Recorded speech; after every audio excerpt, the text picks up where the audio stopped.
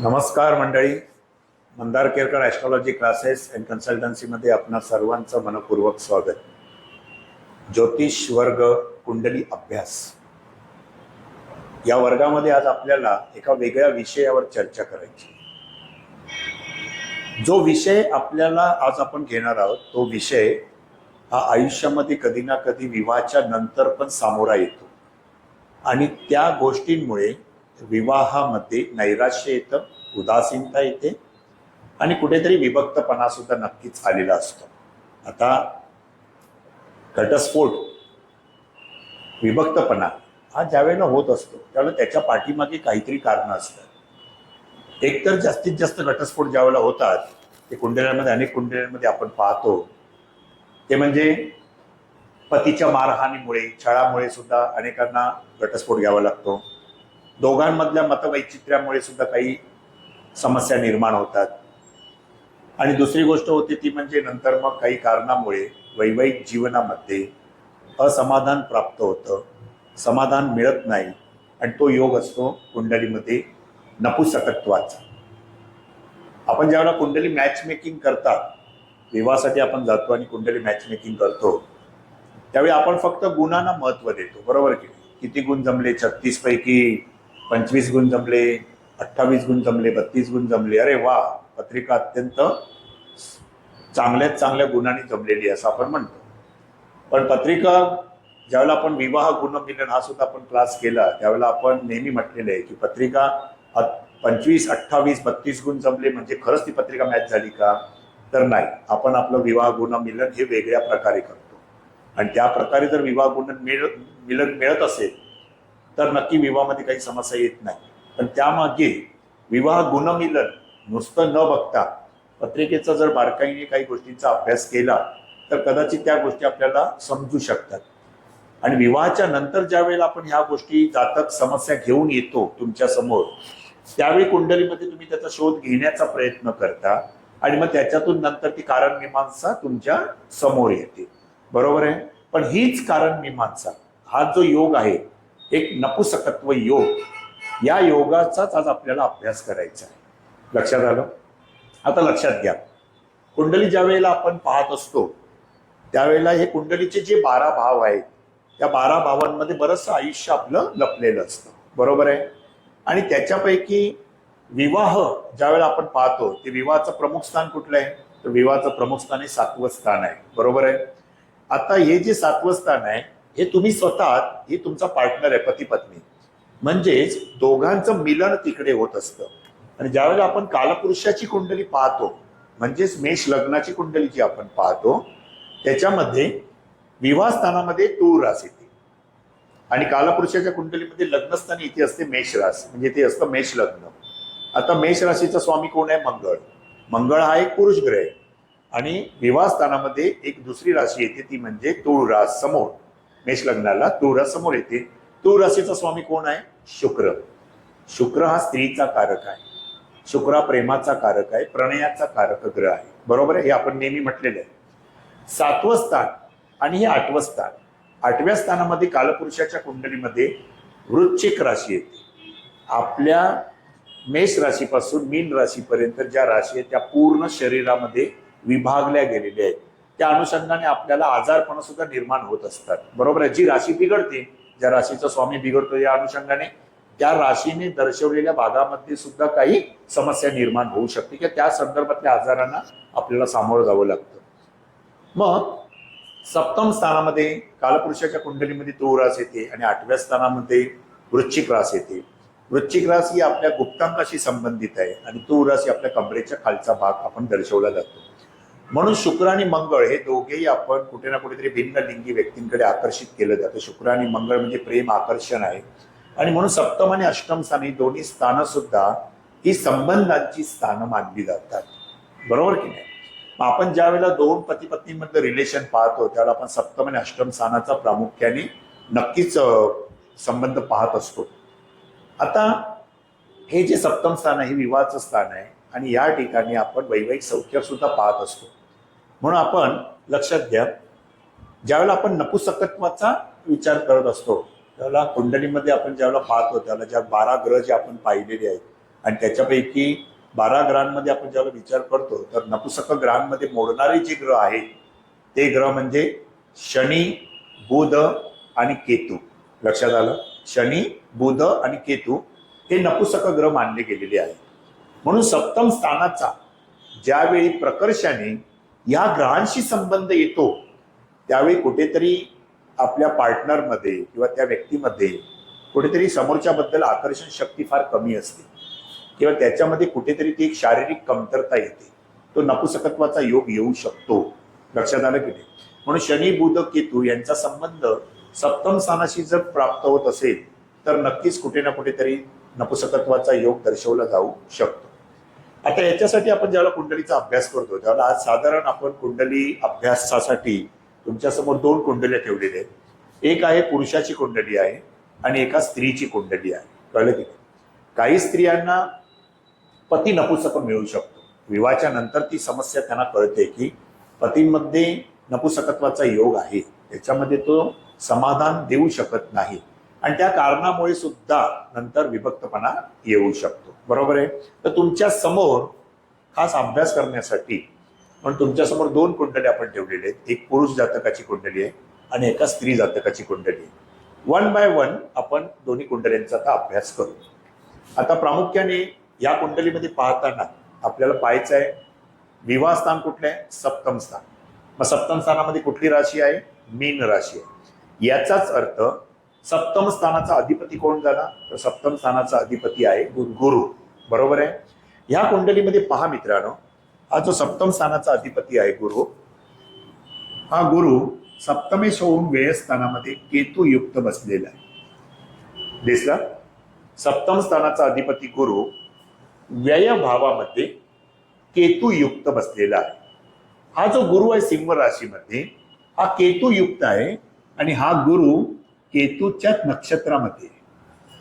सिंह राशीमध्ये प्रत्येक राशीमध्ये नक्षत्र येतात. 2.25 नक्षत्राची एक रास आहे. हे तुम्ही नेहमी शिकलेले आहात. बरोबर आहे? हो. सिंह राशीमध्ये नक्षत्राची व्याप्ती आहे. मगा नक्षत्राची व्याप्ती 0 अंश ते 13 अंश 20 कला. पूर्वा फाल्गुनी नक्षत्राची व्याप्ती आहे 13 अंश 20 कला ते 26 अंश 40 कला आणि उत्तरा फाल्गुनी नक्षत्राची व्याप्ती आहे 26 अंश 40 कला ते 30 अंश. मगा नक्षत्र हे केतूचं नक्षत्र आहे. आताच मी मगाशी म्हटलंय की नपुसकत्वात देणारे जे ग्रह आहेत ते म्हणजे शनी, बुध, केतू. म्हणून ज्यावेळेला लक्षात ठेवा नियम, सप्तम स्थानाचा अधिपती हा जर का शनी, बुध, केतूच्या नक्षत्रात असेल किंवा शनी, बुध, केतूने युक्त असेल किंवा यांच्याच युत्या शनी, बुध, केतू यांच्या युत्या जर सप्तम स्थानाशी संबंधित असतील तर कुठेतरी जातकामध्ये नपुसकत्वाचा योग येऊ शकतो. लक्षात आलं? आता या नियमाप्रमाणे सप्तम स्थानाचा अधिपती गुरु व्यय भावात सिंह राशीमध्ये मघा नक्षत्रात म्हणजेच केतूच्या नक्षत्रात केतू युक्त आहे, ग्रहण युक्त आहे. म्हणजे सप्तम स्थानाचा संबंध हा केतूशी नक्कीच आलेला आहे. बरोबर आहे? आता जे आपण शय्या सुख म्हणून पाहतो तर शय्या सुख आपण कुठल्या स्थानावरून पाहतो? 12th हाऊसवर. 12व्या स्थानावरून आपण शय्या सुख पाहतो. या शय्या सुख म्हणजे 12व्या स्थानामध्ये सिंह रास आलेली आहे. सिंह राशीचा अधिपती कोण आहे? सूर्य, रवी. सिंह राशीचा अधिपती रवी हा कर्क राशीमध्ये पुष्य नक्षत्रामध्ये, शनीच्या नक्षत्रामध्ये. लक्षात आलं? आणि पुन्हा त्याच्यावर शनीचा पूर्ण दृष्टीयोग आहे. दिसला तुम्हाला? व्ययभावाचा अधिपती शय्या सुख हे आपण 12व्या स्थानावरून पाहतो. त्यामुळे व्ययस्थानाचा अधिपती रवी हा कर्क राशीमध्ये पुष्य नक्षत्रामध्ये आहे. पुष्य नक्षत्र आहे शनीचं आणि त्याच्यावर शनीसारख्या ग्रहाची पूर्ण 7वी दृष्टी आहे. लक्षात आलं? शनी ज्या वेळेला व्ययस्थानाच्या अधिपतीवर पाहतो आहे याचाच अर्थ शनी विलंब करणारा ग्रह आहे. शनी अडचण निर्माण करणारा ग्रह आहे. याचाच अर्थ व्ययस्थानाचा अधिपती रवी शनीच्या पूर्ण दृष्टी योगामध्ये असल्या कारणाने व्यय सुखामध्ये म्हणजे शय्या सुखामध्ये व्यत्यय येऊ शकतो. मनाप्रमाणे मिळू शकणार नाही. बरोबर आहे? म्हणजे आता लक्षात घ्या, सप्तम स्थानाचा अधिपती गुरु हा सिंह राशीमध्ये मघा नक्षत्रात केतुयुक्त आहे. नक्षत्रात कोणाच्या आहे? केतूच्या. आणि पुन्हा तो केतुयुक्त म्हणजे सप्तमेश केतुयुक्त झाला. शिवाय केतूच्या नक्षत्रात व्ययस्थानाचा अधिपती रवी, तो कर्क राशीमध्ये पुष्य नक्षत्रात, शनीच्या नक्षत्रात. तरी पुन्हा शनीच्या दृष्टी योगात, व्ययशावर शनीची दृष्टी, याचाच अर्थ शय्या सुखामध्ये व्यत्यय येऊ शकतो. आता याच कुंडलीचा कन्या लग्नाची कुंडली आहे. कन्या लग्नाच्या कुंडलीला सप्तम स्थानामध्ये मीन रास आली, त्याचा स्वामी गुरु, म्हणजे सप्तम स्थान हे बाधक स्थान सुद्धा होतं. लक्षात आलं? ऍज पर पाराशरी नियमानुसार सप्तम स्थान कन्या लग्नाला सप्तम स्थान बाधक स्थान होतं. म्हणजे बाधकेश गुरु झाला. आणि बाधकेश गुरु सिंह राशीमध्ये व्ययभावात, व्ययभाव कंत्र म्हणजे 6, 8 आणि 12 ही स्थानं विवाह सुखाला व्यत्यय निर्माण करणारी आहे. बरोबर आहे? षष्ठ स्थान, अष्टम स्थान आणि 12वं स्थान विवाह सुखामध्ये व्यत्यय निर्माण करणारी आहे. सप्तम स्थानाचा अधिपती 6, 8, 12 या स्थानात असू नये. शिवाय तो पापग्रहाने पापग्रहाच्या युतीत असू नये. आणि वैवाहिक सौख्याचा कारक ग्रह शुक्र हा सुद्धा पापग्रहांच्या प्रतियोगात किंवा पापग्रहाने दूषित असता कामा नये.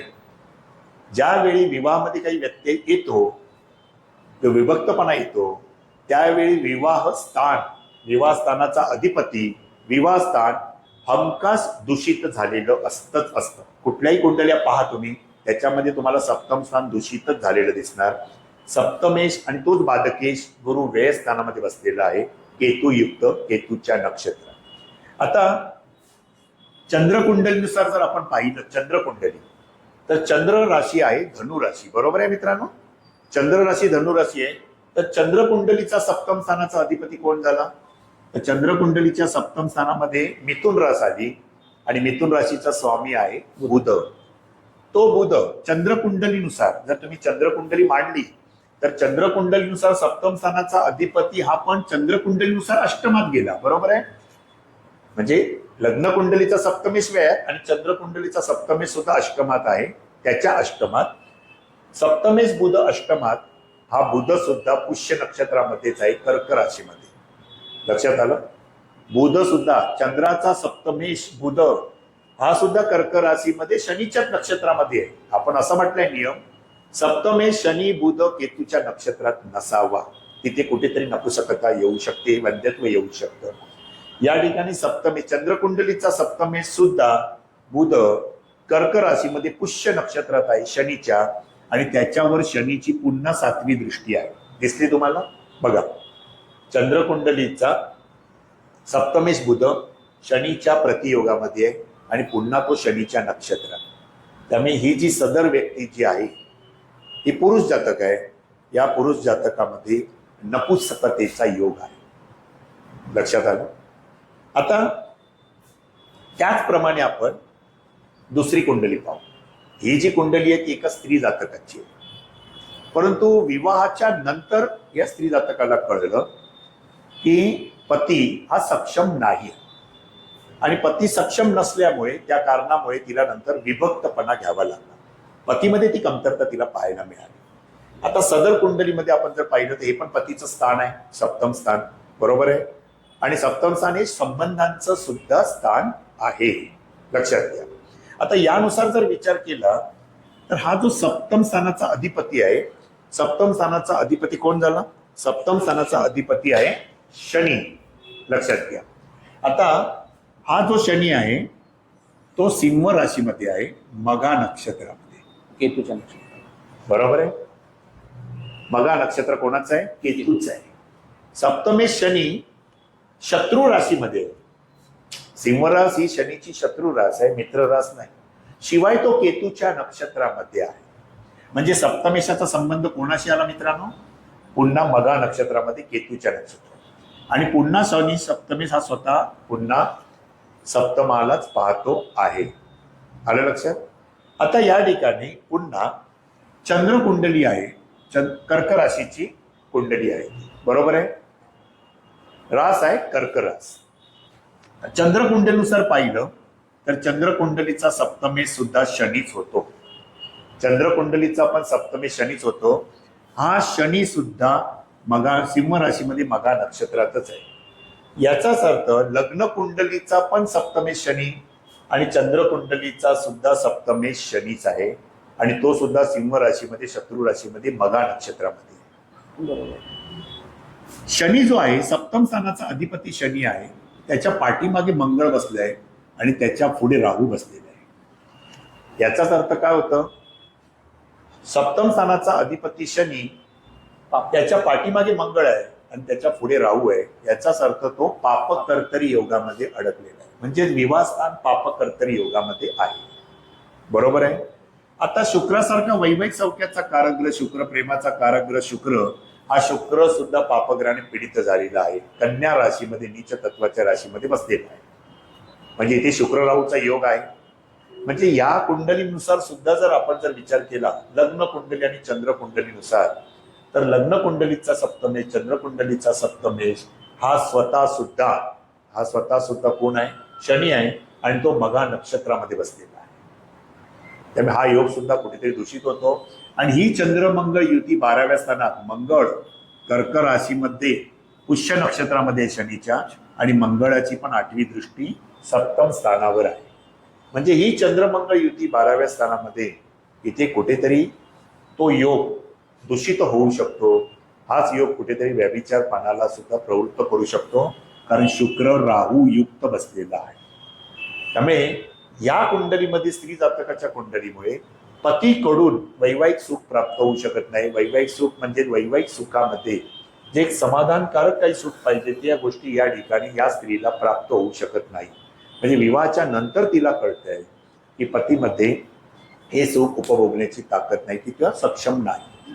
या कारणामुळे सुद्धा या स्त्रीला आपल्या पतीपासून याच कारणामुळे विभक्तपणाचे योग आहे. म्हणून वैवाहिक सौख्याचा कारग्रह शुक्र हा सुद्धा जर का पीडित असेल, तर तो सुद्धा योग कुठे ना कुठेतरी त्रासदायक योग बनू शकतो. लक्षात आलं. तर आता हे लक्षात ठेवा नियम, की सप्तम स्थान व्ययभाव हे सुद्धा शय्यासुख दाखवतो. सप्तम स्थानी पती पत्नीचे संबंध दाखवले जातात. या अनुषंगाने सप्तमेश हा जर का शनी बुध केतूच्या नक्षत्रात असेल किंवा त्यांच्या युतीमध्ये असेल, तरी सुद्धा कुठेतरी वैवाहिक सुखामध्ये कमतरता येऊ शकते किंवा नपुंसकत्व योग येऊ शकतो. राईट. ठीक आहे. तर पुढच्या लेक्चरमध्ये आपण अशाच काही दुसऱ्या विषयांचा आपण अभ्यास करू, कुंडली उदाहरणासहित. तोपर्यंत अभ्यास करत राहा, शिकत राहा, वाचत राहा, ऐकत राहा. नमस्कार.